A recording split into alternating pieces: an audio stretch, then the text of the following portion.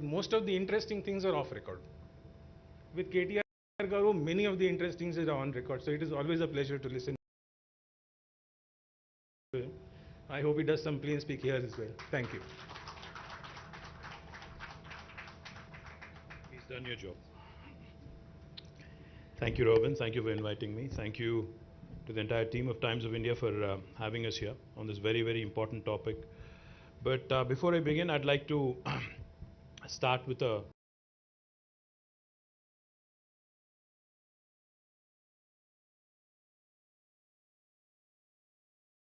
video that I want to play for you.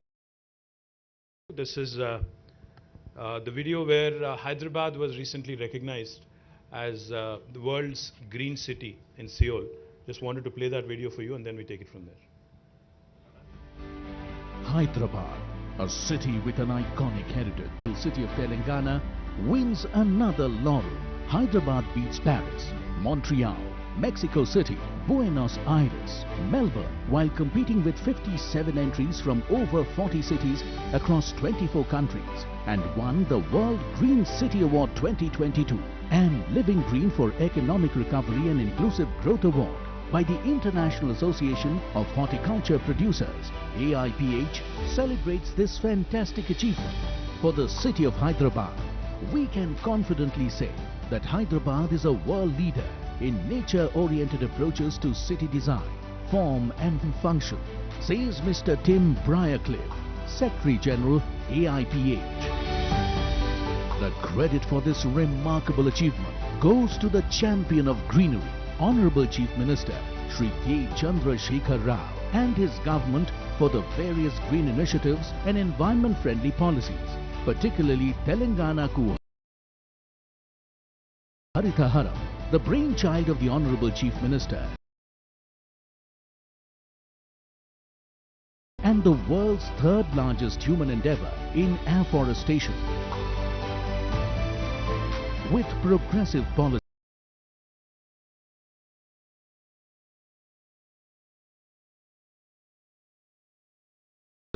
thoughtful leadership and inspiring governance over the last 8 years, Telangana, the youngest state in India, is leading the country with its path-breaking initiatives. This award is a great honor and glory for the city, for the state and for the nation. Thank you. Like I said, I'm very glad to be a part of this Replanet initiative of the Times of India, with very specific focus on water and the importance of circular economy. This topic assumes a lot of significance, and there's a lot of topical significance with reference to urban areas, and me being the Urban Development Minister, I also wanted to share with you a few things that we have attempted and a few things where we have succeeded, and also areas where we are still working on in terms of ensuring that become the economic engines, propelling our growth stories across the universe, across the planet.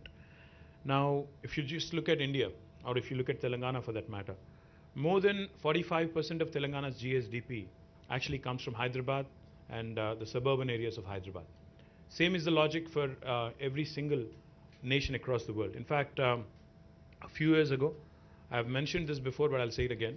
A few years ago, I had a meeting with Satya Nadella, who is the chairman of Microsoft, CEO and chairman of Microsoft.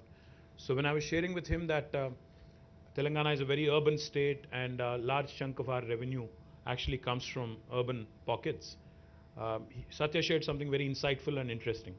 He said, even though Microsoft actually exists in nearly 180 countries in terms of presence, 70% of Microsoft's revenue also comes from 80 cities across the world. So cities have become magnets for investment. Cities have become magnets for migration, urbanization, primarily because, people migrate to cities in search of better livelihood opportunities, better education facilities, better healthcare facilities. In general, better living standards is what they come in anticipation of. As a result, what we are witnessing today is, Mr. Nitin Gadkari, Honorable Minister, Union Minister, keeps referring to this, and let me paraphrase him a bit. Mr. Gadkari keeps telling us whenever we meet him that whatever urbanization has happened over the last 5,000 years, is likely to happen over the next 50 years. The same quantum of urbanization that has happened in the last 5,000 years will be happening again, will be repeating itself over the course of next 50 years.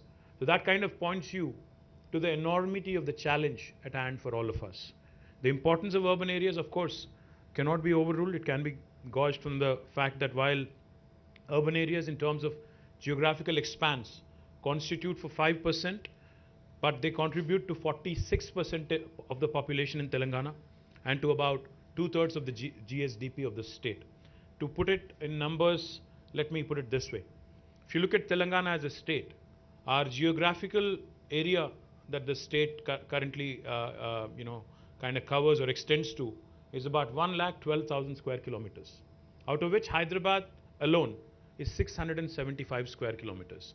But if you look at other urban pockets also in the entire state of Telangana, it would not be more than 2,000 square kilometers.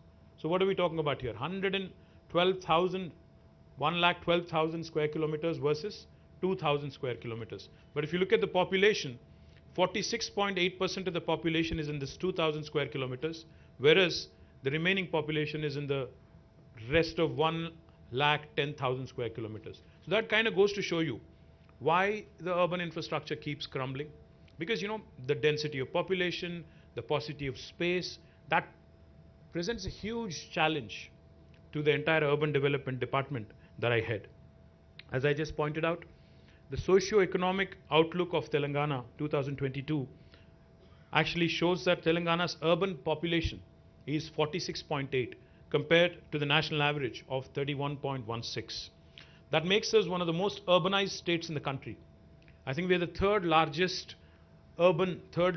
most urban state after Tamil Nadu, which is at 48.45, and Kerala at 47.23, and right after us is Maharashtra at 45.23. So that makes Telangana one of the most urbanized states in the entire country. And we are also one of the fastest growing urban economies in the country. When the state of Telangana was formed in 2014, we had 68 ULBs, the urban local bodies. But now the number has been increased to 142. That includes Hyderabad as well. Hyderabad, while we have still many challenges and many issues to tackle, I'm happy to share with you that over the last 5 years, and more particularly from the period 2015 until 2020, Hyderabad has been rated consistently by Mercer as the best city in India on the quality of living index. And I'm very, very proud of the fact that this has come even despite all the challenges after the new state was formed, the transition, etc., etc. But our goal is not just to be the best in India. Our ambition is larger. We are audacious in terms of vision, because our Honorable Chief Minister will not rest on laurels. He's not somebody who's content being known as the best in India. He's given us a task. He's asked us to be one among the best cities, best top 25 cities in the world in terms of livability index. And that's a humongous task, because if you look at the global rankings, while Hyderabad is number 1 in India in terms of livability, on the world index we are still 140. So that gives us another huge task in terms of moving up that ladder, because it's a huge task. So what are we doing? What are we trying to do to ensure that we live up to that vision? What are we trying to do to ensure that Hyderabad actually becomes a sustainable city in terms of all the methods, practices that we follow? One of the things I will talk about today, which I'm very proud of, our Metro Water Supply and Sewerage Board's MD is here, Dana Kishore. Let me also tell you something that I'm truly proud of. Hyderabad will become the first city in India come March, April next year, which would be treating every single drop of sewerage.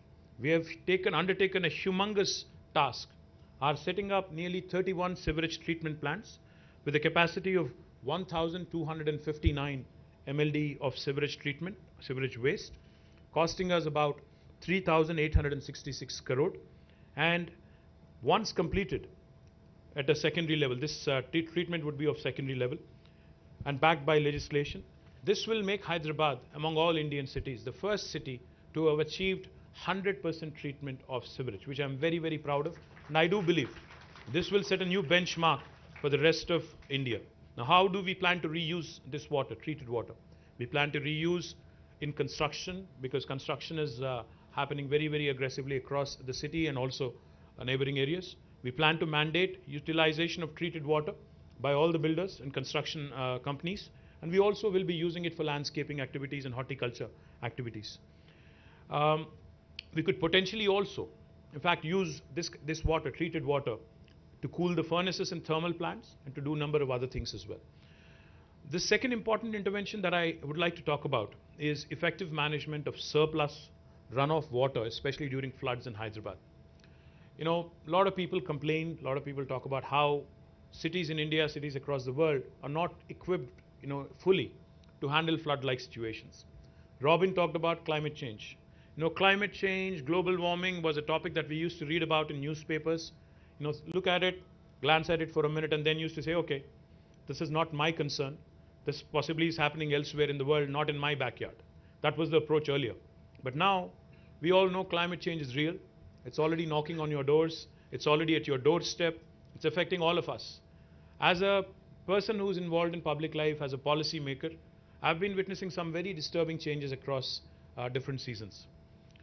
We are now accustomed to unseasonal rains in October.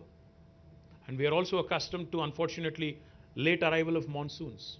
We are also accustomed to cloudbursts. And we are accustomed to 45, 46 degrees temperatures in summer. Now, these are unusual patterns. These are exceptional patterns. But looks like exception is going to become the norm. Expecting the unexpected is going to be the challenge for governments. I cannot take cover, I cannot take an excuse to my citizens stating that cloudburst and unseasonal rain, unprecedented rain has resulted in a flood-like situation, which may be the reality. But I don't think the citizens are going to accept that sort of an explanation in future anymore. So therefore, in Hyderabad, we have started on an important task, because no city in the world can of course deal with cloudbursts or torrential rains, but the least we can do is to prepare as well as we can, equip ourselves as well as we can. And so therefore, we have undertaken a very, I do believe that we have made some few decisions, and few important projects have been kicked off in the right direction. The third thing I'd like to talk about is solid waste management. When this government came into office in 2014, the total waste collection, municipal solid waste collection in the city of Hyderabad was about 3,500 metric tons per day. But today, that has increased to 6,000 metric tons per day. And what we have done in the last 8 years is, we have come out with a policy on ensuring not just municipal solid waste, but all kinds of waste, construction and demolition waste, liquid waste, which is sewage, also biological waste, and e-waste. All of these forms of waste are being processed diligently, are being processed scientifically, to ensure Hyderabad becomes a benchmark and Hyderabad becomes a leading example of how a city can function. Now let me elaborate a bit on municipal solid waste. We have in fact commissioned a 20 megawatt plant, South India's largest municipal waste to energy plant in Jawahar Nagar Corporation, which is very close to Hyderabad. Not only have we commissioned a 20 megawatt waste to energy plant, we are also building another 28 megawatts of capacity at this plant, which will consume all the dry waste. All the wet waste will be converted into compost, and it will be sold to farmers as fertilizer. The wet waste, the dry waste will be converted into power. Beyond this 48 megawatts of municipal waste to energy, we are also contemplating setting up another 20 megawatt plant. Altogether, this will take our capacities to nearly 68, I think, 72, I believe, altogether. And this will ensure that 100% of all the dry waste in Hyderabad is converted or incinerated into energy. The other thing I'm very proud of also, Telangana in its municipalities, 142 municipalities, will be completing a very unique program called as the FSTP, the fecal sludge treatment plants. Human waste that's excreted is also now being processed, is also now being handled in a scientific fashion, and we are ensuring that on a modular basis, all municipalities by the end of next fiscal will be having a fecal sludge treatment plant. We've already completed this in 68 municipalities. We're also trying to cover the remaining by the end of this fiscal. Let me also quickly talk about some heritage restoration that we are very, very proud of, in Hyderabad. Recently as yesterday, I think it was, you may have seen a clipping in Times of India as well. In fact, I thank the entire team of Times of India for running a brilliant piece on heritage conservation and what needs to be done by the state, by the people, by the citizens, etc. I'm very proud that two of very important monuments, the step wells in Kuli Qutub Shah tombs, have been recognized by UNESCO, and so has the Domakonda Fort in Kamareddy district. Both of these have been recognized by UNESCO as World Heritage Monuments, but our ambition is larger. We want Hyderabad to be recognized as a World Heritage City, and we are working diligently towards it. Let me talk a bit about restoration of heritage structures that we have done have been involved in as a government. One of the things I'm very proud about is the restoration of Mozum Zahi Market, which has once again regained its lost glory. Because I remember as a kid, as a student, I used to frequent the Mozum Zahi Market. It is famous for its market, and also I don't know how many of you have had famous ice cream there. It is truly famous. You should try it if you haven't. Likewise, the clock tower at Mehboob Chowk, Sultan Bazaar, the CSI Church, Ram Gopal Pet Police Station at Monda Market, and Shah Ali Banda. All of these are being restored. We've also done Kaman restoration at Maula Ali Kaman, Char Kaman at Charminar, and Bansilal Pet Kaman at Secunderabad. I'm also happy to announce that restoration of step wells. I'm happy Kalpana Ramesh is here. She's been doing some pioneering work in restoration of step wells. Bapu Ghat, where she was also involved, her team was involved. Bansilal Pet, my compliments to you, Kalpana, and the entire team of municipal administration and others who have worked together. Gachi Bauli, Victoria Memorial School, Goshala, 6 step wells which have been restored by the Aga Khan Foundation at Kuli Qutub Shahi tombs, and 2 step wells at Narayanpet and 1 at Chautupal. The initiative, which started at a small scale with the cooperation of Rainwater NGO, is now fast becoming a public movement, and a lot of people are taking pride in the restoration that has been done. In addition, we've also taken up some restoration works at Ashur Khana, Hussaini Alam, Darbar Hall, Koti Women's College, and restoration of Kuli Qutub Shahi tombs. Our upcoming restoration works also include reconstruction of Mehboob Chowk, popularly known as the Murgi Khana or Murgi Chowk, Sardar Mahal, Julu Kaman, Lad Bazar, Mir Alam Mandi, State Central Library, Sheikpet Sarai, and Khurshid Zahi Devdi. These are some of the few. In fact, Hyderabad has about 218 heritage structures, both private and public. Our ambition, our goal, is to ensure that each of these structures is diligently restored and maintained for the benefit of our future generations. We're very confident. I can go on with a number of such initiatives, but we are very, very confident that with all these initiatives, by way of creating a circular economy, by focusing on sustainability, by ensuring that we also conserve our heritage structures, we will qualify to be among the list of UNESCO cities for World Heritage, as a World Heritage City. We've already been recognized by UNESCO in their list of cities for gastronomy. As you all know, Hyderabad's biryani is truly, truly world famous. So we have been recognized by UNESCO among the list of gastronomical cities popular for gastronomy. And again, like I mentioned, because of the work done by Aga Khan Foundation at the stepwells in Kuli Qutub Shahi tombs, we've again been recognized by them. But our effort is to ensure that this continuous exercise, endeavor, to maintain that perfect mix of modernity and old world charm, rich heritage and culture, the Ganga Jamuna Tehzeeb that Hyderabad is known for, will prosper, will thrive, and every Hyderabadi eventually will feel proud of all the work that is being done by the government and its citizens. I'd like to play a small video before I close out so that you understand exactly what is being done. Thank you. Jai Telangana.